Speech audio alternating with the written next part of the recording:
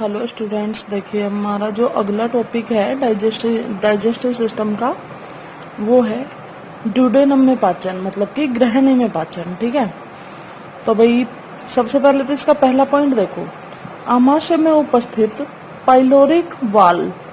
मतलब क्या होता है पाइलोरिक वाल्व का? मतलब वैसे आप समझ गए होंगे, पर फिर भी मैं बता देती हूँ। देखो, आमाशय जो है, आमाशय का जो अपना ये वाला हिस्सा हो गया, कुछ इस तरीके से है इसका ये हिस्सा। ठीक है, और इसका जो ये अगला हिस्सा है ये क्या है, मान लो यहाँ पे ये आमाशय खत्म हो रहा है। ठीक है, और ये वाला भाग है ग्रहणी।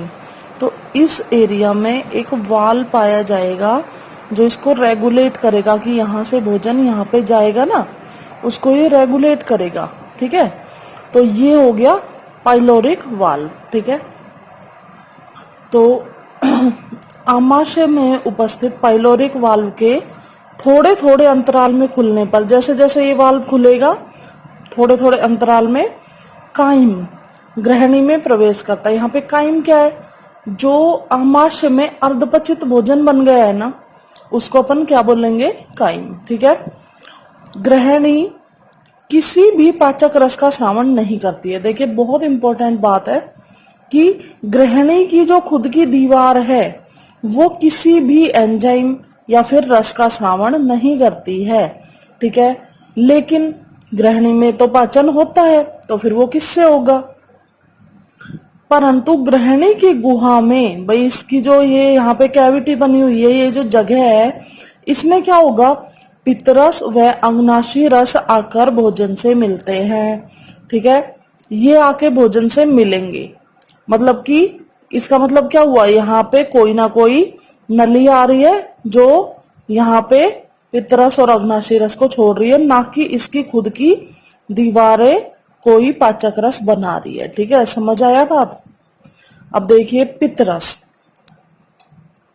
जिसको अपन क्या बोलते हैं? बाइल जूस भी बोलते हैं। पित्तरस देखो, कौन स्रावित करेगा? यकृत। मतलब कि स्रावित नहीं, श्रावण तो इसका होगा पित्तवाहिनी द्वारा। ठीक है, बनाएगा कौन? यकृत। ठीक है, लीवर। और लीवर बना के कहाँ पे स्टोर कर देगा?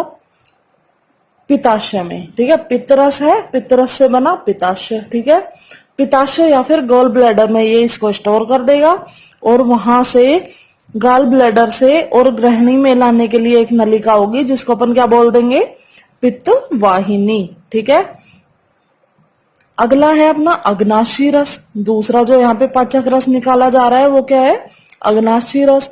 ये कहाँ से निकलेगा? अग्नाशय से निकलेगा। ठीक है, सिंपल सी बात है।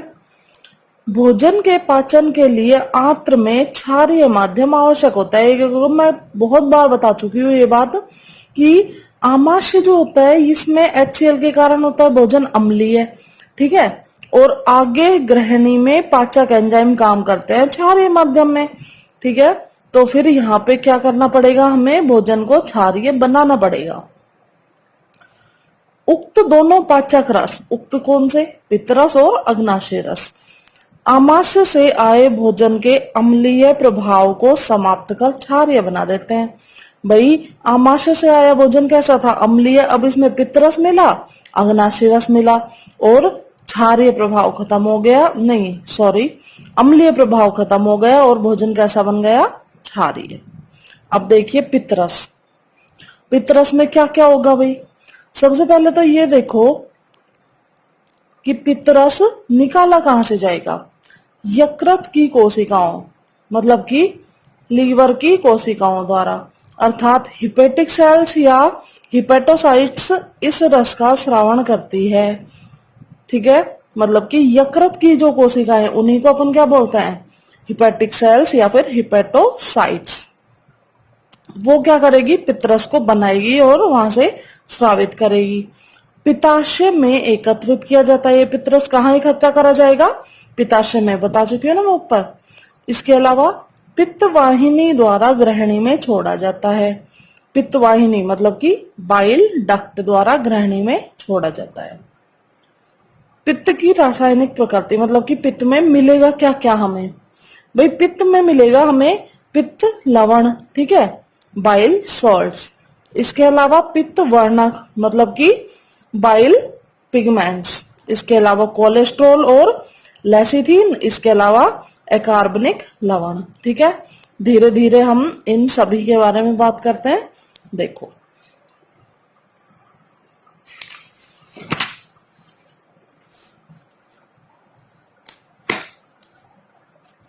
सबसे पहले भी देखेंगे हम पित्त लवण के बारे में। तो यहाँ पे जो हमारा पित्त लवण मिलेगा हमें, वो कौन सा होगा?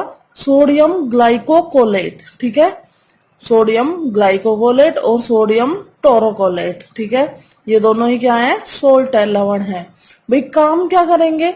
वसाओं का विखंडन, मतलब कि वसा को तोड़ना। और इस वसा के तोड़ने की क्रिया को अपन क्या बोल देते हैं? पायसीकरण बोल देते हैं या फिर इमल्सीकरण बोल देते हैं। क्या होता है? ये कोई एक बड़ा पार्टिकल है, ये किसका? फैट का कोई बड़ा पार्टिकल है। इसको क्या करेंगे? यहाँ पे पित्तरस डाला जाएगा और ये छोटे छोटे छोटे छोटे पार्टिकल्स में टूट जाएगा। ठीक है, ये क्या हुआ? वसा का पायसीकरण हो गया।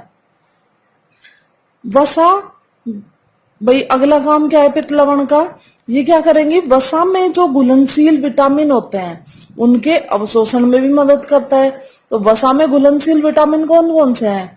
Vitamin A, vitamin D, vitamin E और विटामिन के।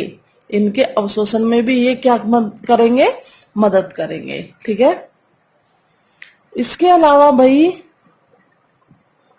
अगला जो काम है, पाचक रस में उपस्थित इनएक्टिव लाइपेज को एक्टिव कर अधिक प्रभावी बनाते हैं। भाई दरअसल है ना, पित्त जो रस है उसका काम ही क्या है? वसा के पाचन से संबंधित है ये पूरा। ठीक है, तो यहाँ पे देखिए लाइपेज क्या था? इनएक्टिव पड़ा हुआ था। ठीक है, और लाइपेज किसके काम में आता है? वसा को पचाने के काम में आता है। इसको क्या बना देगा? एक्टिव बना देगा और अब ये अधिक प्रभावी हो जाएगा। आगे देखिए हमारे क्या है? पित्त वर्णक मतलब कि बाइल पिगमेंट्स। ये वर्णक यकृत कोशिकाओं में हीमोग्लोबिन के अपघटन से बनते हैं। ठीक है, हीमोग्लोबिन अपघटित हुआ और क्या बन गए? बाइल पिगमेंट्स बन गए। पित्त में मेनली कौन से पिगमेंट मिलेंगे? बिलीरुबिन और बिलीवर्डिन। हम बहुत पहले से पढ़ते आ रहे हैं इनको, बहुत नई चीज नहीं है। तो बिलीरुबिन जो होता है यहाँ पे वो होता है येलोइश, और बिलीवर्डिन होता है वो होता है लगभग ग्रीन कलर का। ठीक है, अब देखिए क्या होगा। बिलीरुबिन है, ठीक है, इस पे क्या हुआ? आंत्र में उपस्थित जीवाणुओं ने रिएक्शन की। ठीक है, और इसे चेंज किया मीजो बिलीरुबिनोजन में। किसमें चेंज कर दिया? मीजो बिलीरुबिनोजन में। ठीक है, इसके बाद ये जो मीजो बिलीरुबिनोजन है ये किस में चेंज हो गया? स्टरकोबिलिनोजन में। ठीक है, और इसके ऑक्सीकरण से हमें इसके ऑक्सीकरण से क्या बन जाएगा? यूरोक्रोम वर्णक, मतलब कि यूरोक्रोम जो पिगमेंट है वो मिलेगा। तो हमें पता है कि जो मूत्र का जो पीला रंग होता है वो किसके कारण होता है? यूरोक्रोम के कारण। इसके अलावा स्टरकोबिलिन जो मतलब विष्ठा, मतलब कि वेस्ट पदार्थ जो भोजन का निकलता है उसका जो पीला भूरा रंग होता है वो किसके कारण होता है? स्टरकोबिलिन। आज तक हम बोलते आए थे कि बिलीरुबिन और बिलीवर्डिन वर्णकों के कारण ही वेस्ट जो निकलता है उसका रंग पीला होता है। लेकिन अभी आपको यहाँ पे डिटेल पता चली कि भाई इस प्रकार से ये जीवाणु इस पर रिएक्शन करते हैं और यहाँ पे क्या मिलता है हमें?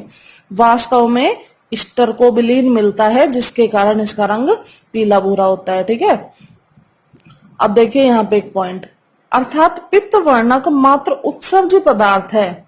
ठीक है, पाचन में इसकी कोई भूमिका नहीं है। इसमें जो ये वर्णक पाए जा रहे हैं इनकी पाचन में कोई भूमिका नहीं है। आगे देखो, अगला है हमारा कोलेस्ट्रॉल। ठीक है, कोलेस्ट्रॉल और लेसिथिन, ये क्या है? फोस्फोलिपिड। ठीक है, ये क्या होता है? फोस्फोलिपिड, जो कि भाई कुछ मात्रा में तो हम भोजन के द्वारा ले लेते हैं, इसके अलावा कुछ मात्रा में हमारा शरीर भी संश्लेषित कर लेता है। ये भी क्या है? उत्सर्जी पदार्थ के रूप में ही काम आते हैं। आगे देखिए अगला क्या है हमारे? जो लवण है या अकार्बनिक लवण है वो। अब भाई इसमें कौन कौन से, हमारे पित्तरस में कौन कौन से लवण मिलेंगे, यहाँ पे सोडियम, कैल्शियम, और ये क्या हो गया, फॉस्फोरस,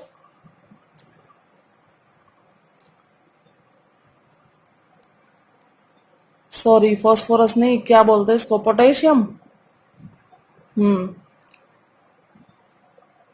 क्लोरीन, CO3 और PO4। ठीक है, इसमें भाई NaHCO3 भी होता है।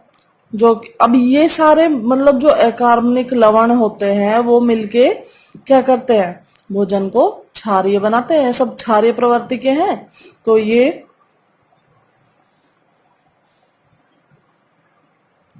जैसे ही भोजन में मिलेंगे क्या करेंगे, भोजन को क्षारीय बना देंगे। ठीक है, इसके आगे भाई क्या होगा, थोड़ा इसका नियंत्रण देखना है हमें कि भाई कैसे क्या नियंत्रित हुआ है इसमें, ग्रहणी के पाचन में कौन से हार्मोन या फिर कौन से रसायन इसको नियंत्रित करते हैं। तो ये पूरा फिर टॉपिक हो नहीं पाएगा इस वीडियो में, तो इसको अपन देख लेंगे अगले वीडियो में। ठीक है।